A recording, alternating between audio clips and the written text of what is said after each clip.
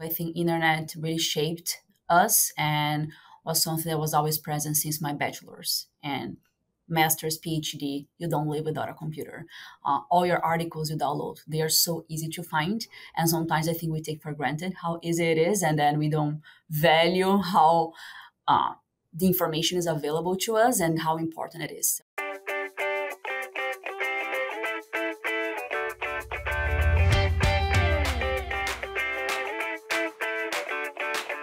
Welcome to the Pet Food Science Podcast, where our goal is to share knowledge and new information to help support innovation in the pet food industry and ultimately to support the health and well-being of pets.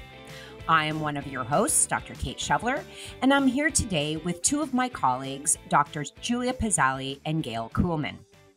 Today, we're going to talk about our experience as women in the industry and academics that work collaboratively with industry. Our experiences are each unique, and we span 3 generations in the workplace. Gail is considered a baby boomer, I am considered a Gen Xer, and Julia is considered a millennial. Today, we plan on speaking about how these generations, plus the incoming Gen Z, affect our work. We will share our lived experiences that have shaped our traits and beliefs and shaped the way in which we work, communicate, and respond to change. I thought we should start with just a brief introduction of our academic and work journeys, each individually. Julia, why don't you start? Yeah, sure, Kate. And thanks for having me for this podcast. I'm very excited to be talking with very successful women in the industry. As you said, as a millennial, and I'm from Brazil as well. I did my bachelor's in veterinary medicine. And after that, I pursued my master's here at Kansas State University. And after my master's, I did my PhD at the University of Guelph, and all the degrees focusing on pet food processing and companion animal nutrition. After I finished my PhD, I moved back to the US, where I was at Iowa State University as an assistant professor for 11 months. And after that, I returned to Kansas State University, where I am today as an assistant professor and the director of our pet food program. So that's my academic journey and work as well. Great. Thank you, Julia. And maybe an important point, too, is I said that Julia was considered a millennial, and millennials are born from about 1981 to 2000. In contrast, I'm the immediately preceding generation, Gen X. We have generally be considered the generation born between 1965 and 1980. And myself, my journey is that I did my undergraduate in animal biology at the University of Guelph, my PhD in nutrition and metabolism at the University of Alberta. Then I came back to the University of Guelph for my postdoctoral fellowship in companion and comparative animal nutrition. And then I joined the IAMS company as part of P&G Pet Care for 9 years, the last year being with Mars Pet Care after the merger and acquisition of the pet care division from P&G.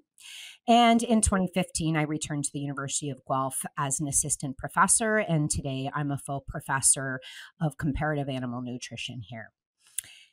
Last but not least is Gail, and Gail is considered a baby boomer, and the boomers are born between 1946 and 1964.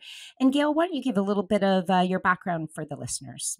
Sure. But first, I must say, with that span of years that you gave, while I'm a baby boomer, I'm at the latter end of that. Of course you are. You want anybody to think any different there, Kate.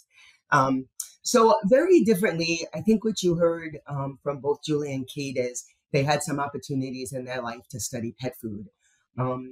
When I left high school and decided I wanted to go to college, I really wasn't sure what I wanted to do. And I knew my passion was pets because from the age of 12, I began walking people's dogs in my neighborhood for 25 cents, which was high dollar at the time. So I knew I wanted to do something in pet, but frankly, companion animals were not even recognized as part of the animal sciences programs, neither academically, in the workforce, or even at our national meetings at the time I was studying. So I, of course, began studying just general animal sciences, which focused primarily on ruminants. My undergraduate degree was from Cornell.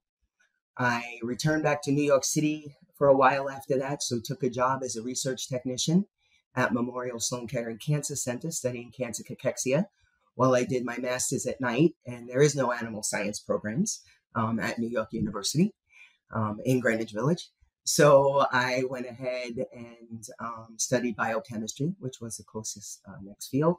Then I went to Iowa State.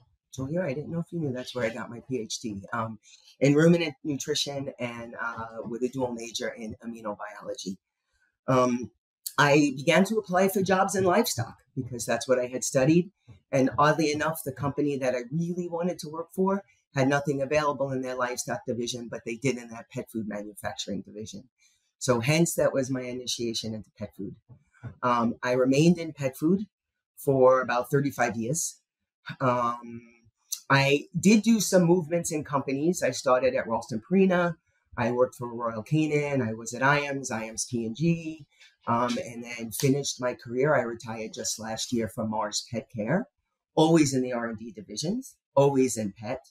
But I will point out that being a baby boomer, I'm extremely loyal to my company and my job. So I really didn't leave jobs a lot. I really got bought and sold a lot. So that's kind of how my academic and professional career went. As the world is looking for healthier, more natural, and sustainable solutions, InnovaFeed's Helucia protein and oil for pets offers a path to a brighter future for pet food.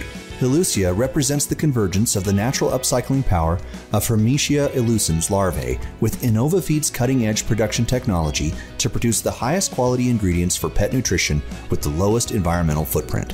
Helucia protein and oil for pets has been meticulously developed, tested, and validated to deliver outstanding digestibility and palatability in both dry and wet pet food formulation, while environmental impacts have been validated through a published life cycle assessment.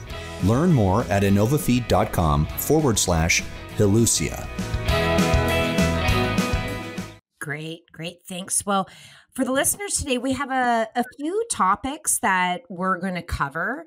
And so we thought that maybe we would start with our perspectives of what our individual generations are kind of known for, and whether we feel that we are the same or different from them. So this is really about what we remember in those formative years growing up that really shaped the way that we work and communicate and interact with others, and really how we feel about the workplace in general.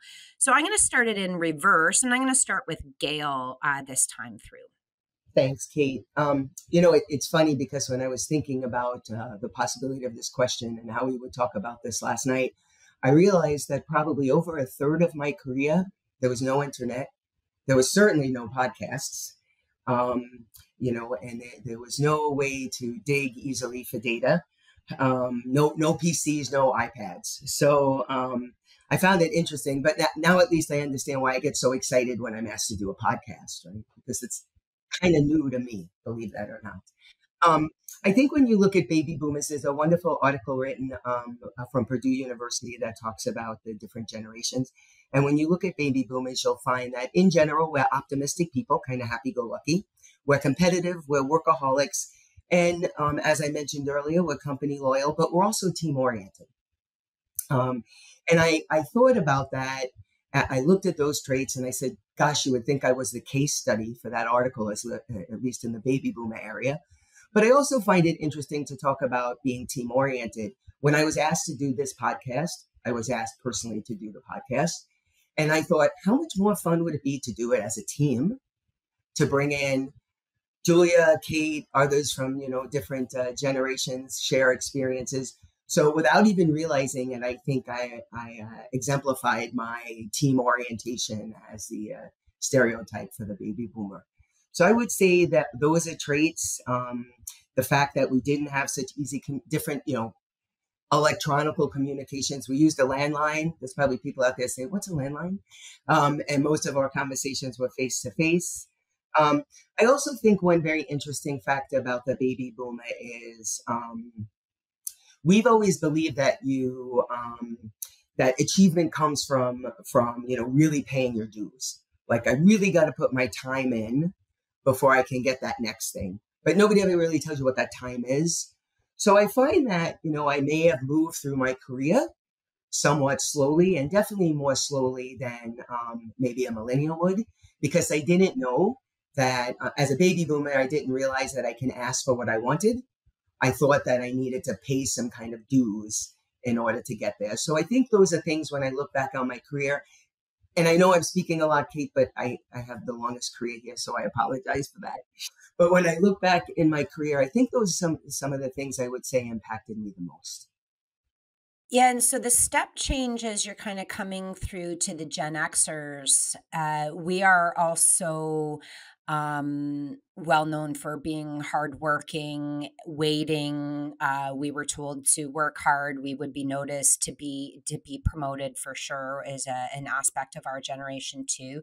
But maybe the new parts that Gen X brought in was starting to really push the value proposition on diversity in the workplace. Mm-hmm. And this is diversity in every aspect. So it's not just about underrepresented populations, it's about diversity in knowledge sets. As well as an example, culture, religion, these all provide a new path forward and a more global perspective to that expansion. So we brought that in.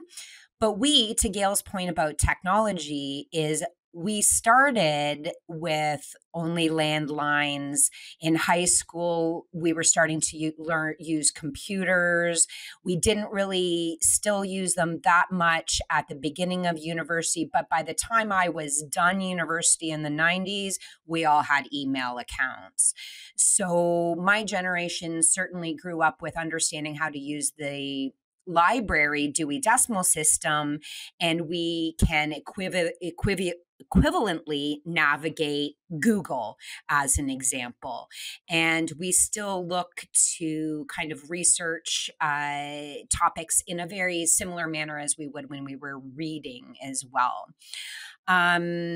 And I think maybe I'll end the Gen X part with, I think one thing that really captures is they say Gen Xers we were 30 at 18 and at 50 we're still 30. So I like that quote a lot as well about Gen X. Julie, some perspectives on then that step change as you kind of migrate into the millennial generation. Yeah, from my perspective, I think internet really shaped us and was something that was always present since my bachelor's and master's, PhD. You don't live without a computer. All your articles you download, they are so easy to find. And sometimes I think we take for granted how easy it is, and then we don't value how the information is available to us and how important it is. So I think sometimes we have a tendency to take advantage of how easy the information is available. But according to the article that Gail shared as well from Purdue, millennials are perceived as competitive, open-minded, and achievement-oriented. And I agree with that from my perspective and my life experience. And I think the open mind comes with the internet and how that showed us how many possibilities we have to explore personally, professionally, other universities, professors, and life experiences. So I think that had a huge impact on millennials being more open-minded, I would say. And emails is a big one as well, how we communicate. Text messages, I am moving away from that, and I see a lot of my colleagues with the same age, we don't text as much, but email is a big thing. I always say, if you want to find me, it's easier to email me than text me. So I think that all comes from internet and how that has shaped us. And I think competitive and more achievement-oriented is all mostly by the internet and how that gave us perspective and what can we achieve and how many opportunities we have. And then to achieve those, we have to work really hard. So I think that kind of make us more competitive on the workplace too. Yeah, I'd like to bring up and discuss a little bit one thing that you said there, Julia, which was the modes of communication that each of our generations tend to use, because I think it's really important. I'm right in the middle, and I can tell you I have mentors that are early baby boomers, so 10 years older than Gail, and I phone them. And I know that's a preferred mode of communication for them. And I also know and respect, especially those who have been my mentor, and my PhD advisor certainly is one. It's also, and I think about this myself personally, I also really respect mentors and are extraordinary. I'm extraordinarily thankful for the time that they have and continue to provide for me.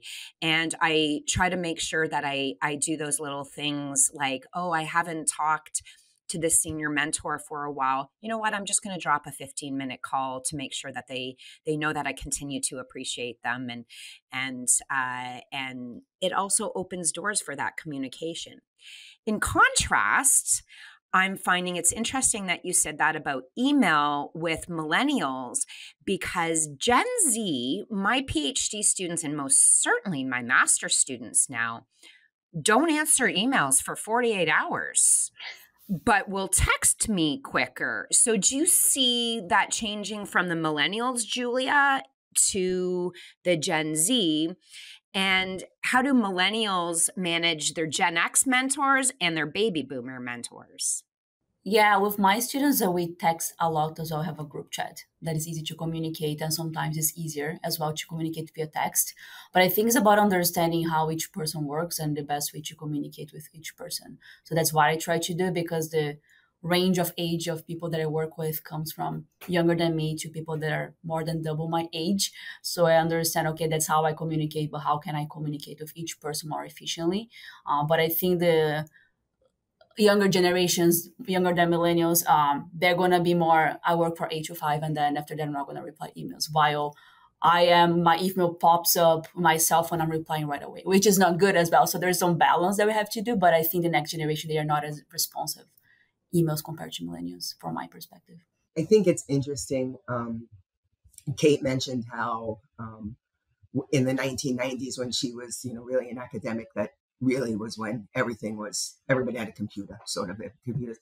But I got my PhD in 1989, so I went through most of my academic career, and it really embeds these things into you. So while I'm not going to say that I don't text sometimes, and while I'm not going to say that I do really prefer somebody calling me over a text. I mean, if the text is more than 5 words, I panic. But I do find, this is the first house I've ever owned, and I've lived here less than a year, where I don't have a landline. Now, I know some people, some of my mentees have grown up their entire lives and they've never had a landline. And for me, this was my big move forward, actually only having a cell phone in my home. So I think those things embed in you, and no matter how the times change, to your point, Kate, you still have some of your mentees that are early baby boomers, mentors, sorry, that are early baby boomers that you wish to call. I'm kind of that way as well. I prefer a phone call. Unfortunately, I'm living in 2024, and that doesn't always happen, but it's definitely what I prefer. So it's very interesting the way those things embed in you. Yeah, well, we've been talking about mentors, but we all also either mentor or manage other people. And we all have been responsible for a lot of technical work and the accuracy that is needed within those technical documents as well. And this mode of communication really made me think about the fact that I have, and indeed we can talk about briefly about how COVID might have changed some of this, but I really value meeting with some of my mentees. Virtually is fine, but I really like to do it live, face to face. And one of the reasons, and I don't know if this is changing with managers over time, but I figure out a lot of what's going on based on physical behavior, based on cues that I'm seeing. Body language. right? Are my students telling me the whole truth and nothing but the truth? As an example, are they scared or fearful about receiving feedback? How am I supposed to react in some of those situations? And it is really hard for me when I have mentees that are doing things off camera and refusing to meet in person. I have to say that I start demanding live to live at that point because I'm concerned that I'm missing something. So that's a little bit of my perspective, but how does everybody see this in terms of management of people and management of technical projects? For myself as a baby boomer, I have always been an minimum 8 to 5 in the office. So I've always been a face-to-face person. That's what I grew up learning. COVID was really hard on me as far as I woke up one morning and I had to learn to work from home. That added stress was just horrible. However, I've now shifted to a point in my life, being retired, where every mentee has to connect with me virtually. And it's tough. I do request that we don't often do it just on a phone. There is a Teams or Zoom or whatever device we can use.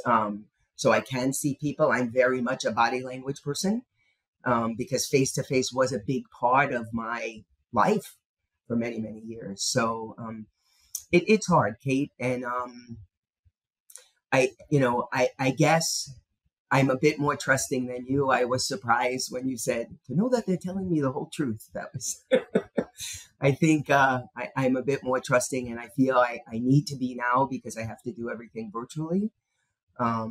But I agree with you. It's a struggle not growing up in that era.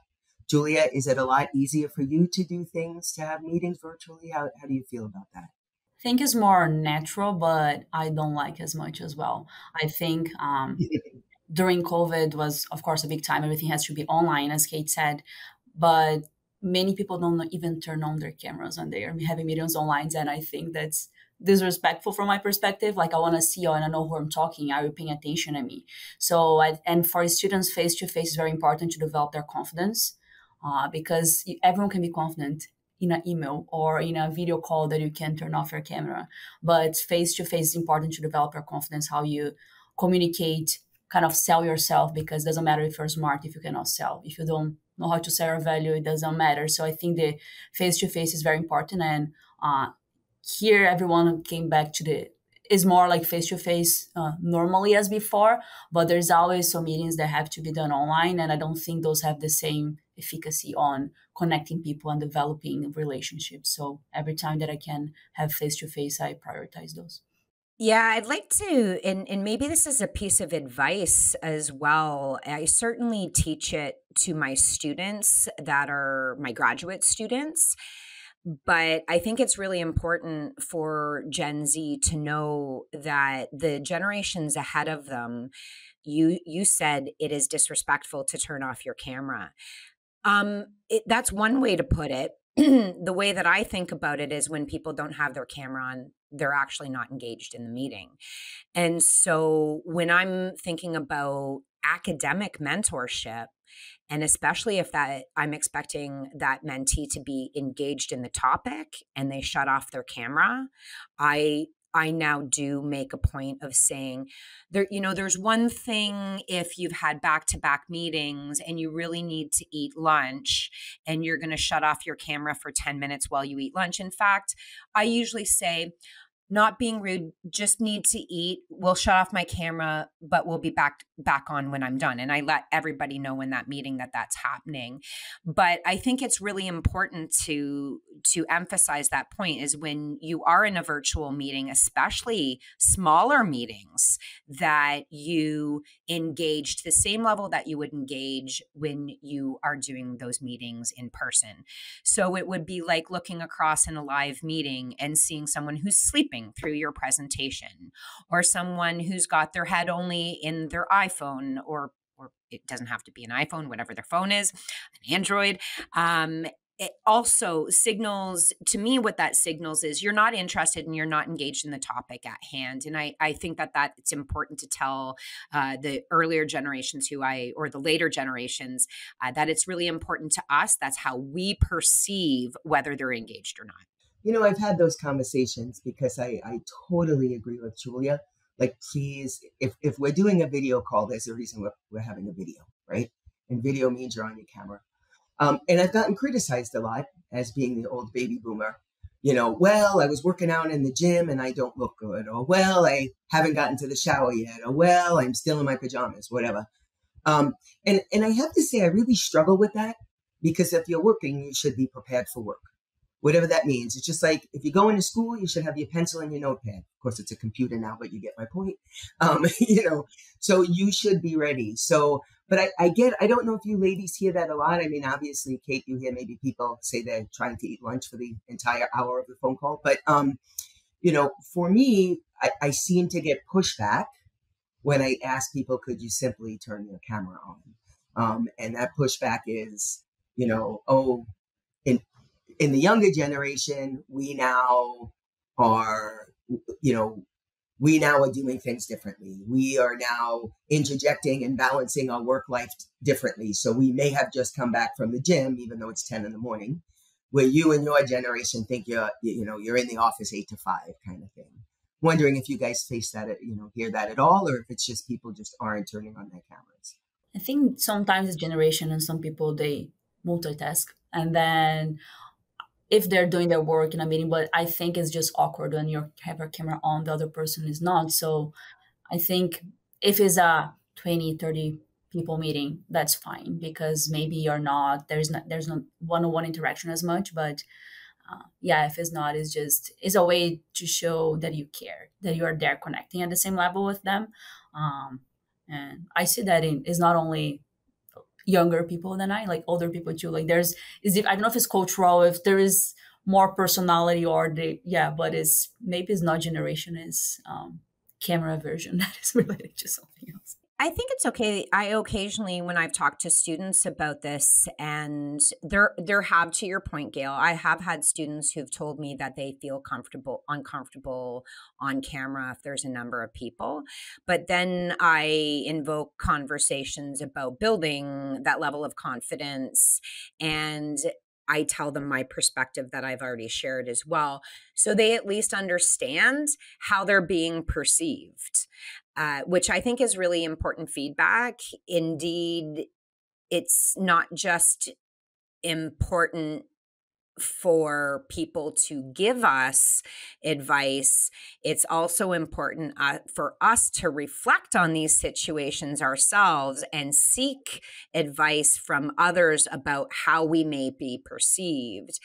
And you might have good rationale for the way that you're going to behave in a meeting, as an example, but you should be prepared to defend that as well when you're asked for it. So I think I push a little bit more, but that being said, I advise a lot of graduate students that are immediately pre-job. And so we talk a lot about as well, what are you going to do in industry? And if you have a boss that's my age and they don't see you for 3 weeks and you don't produce anything, this is problematic in the workplace.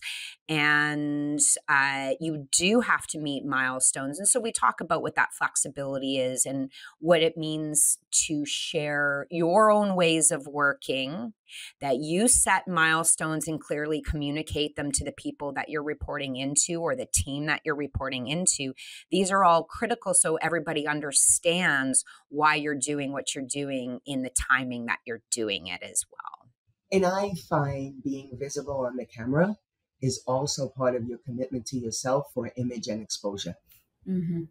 Right? Like if this black box did something amazing, congrats to the black box.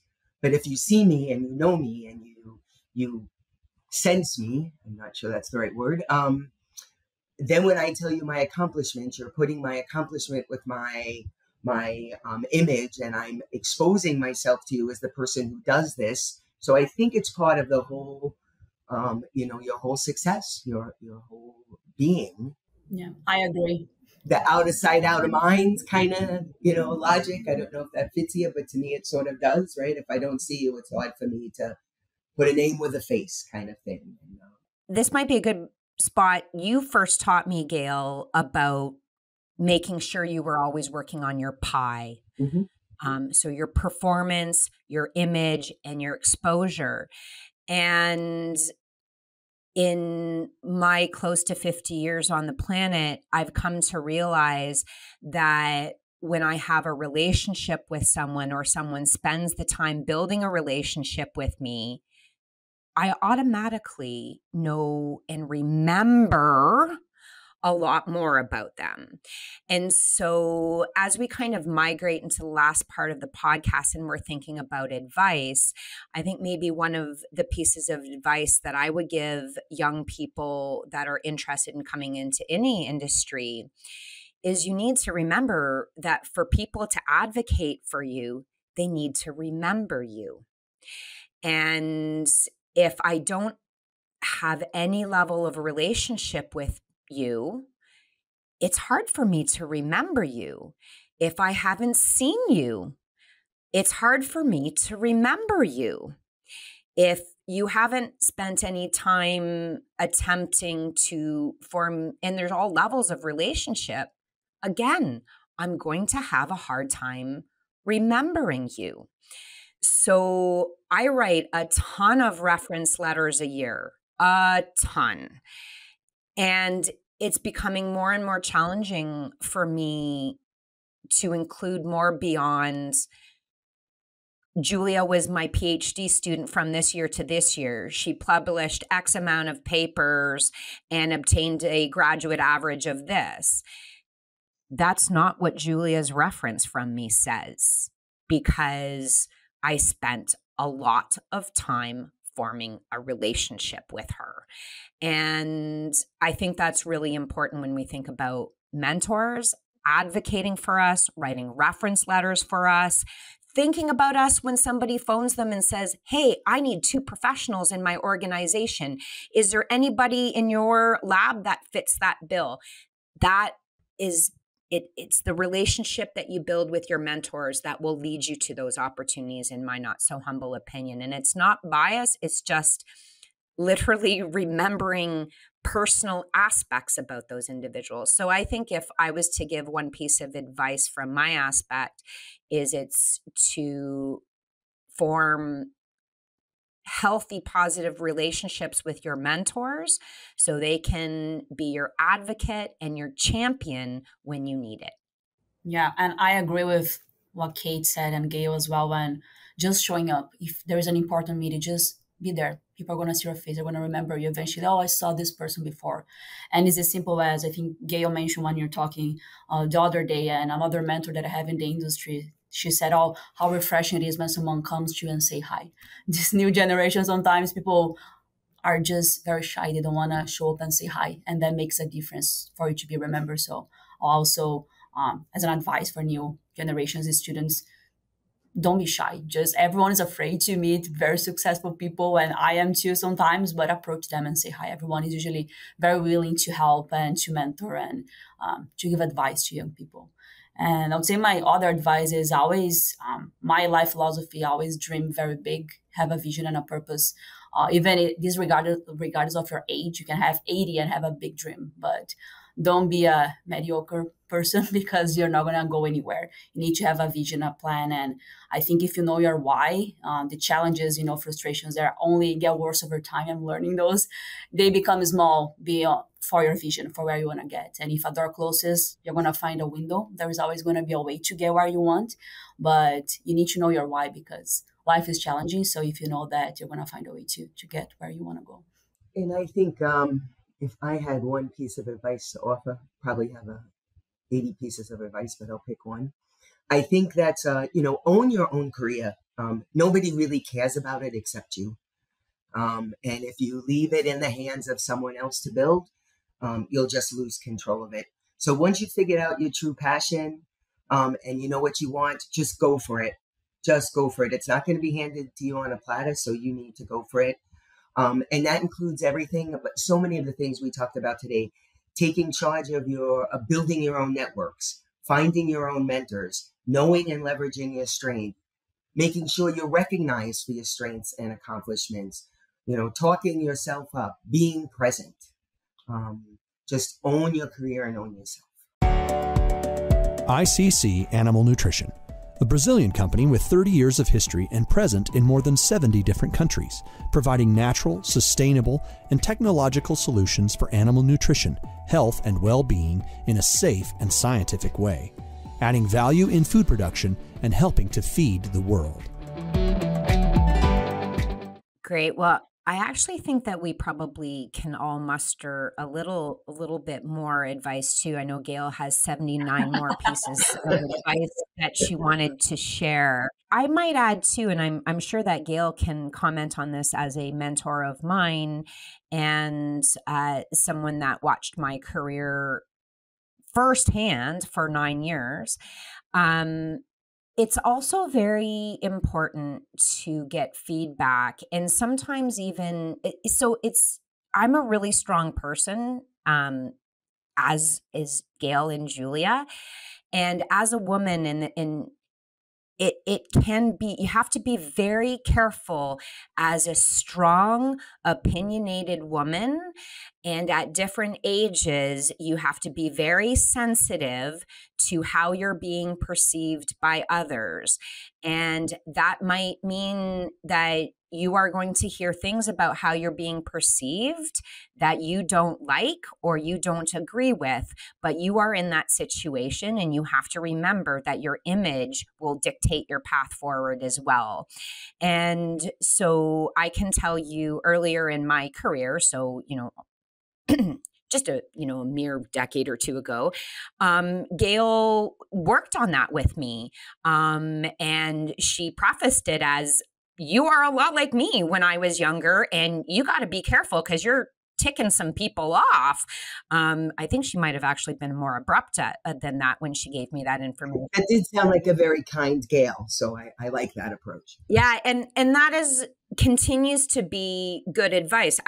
I will honestly say that I don't always follow it, because my mouth does occasionally run about a nanosecond ahead of my brain.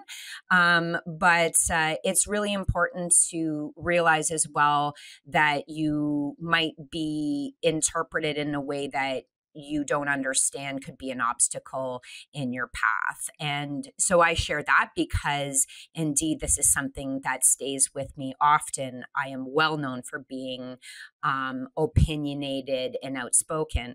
And it doesn't help that I'm a little tiny thing. So everybody's always surprised that when someone that's all of like 5'2" and starts belting out a lot of opinions with no fear at all. So that's part of my how people perceive me as well. And it's important to receive feedback and to think about how you need to change your way navigating through that system. And with that being said, though, I just moving myself to 78 pieces of advice.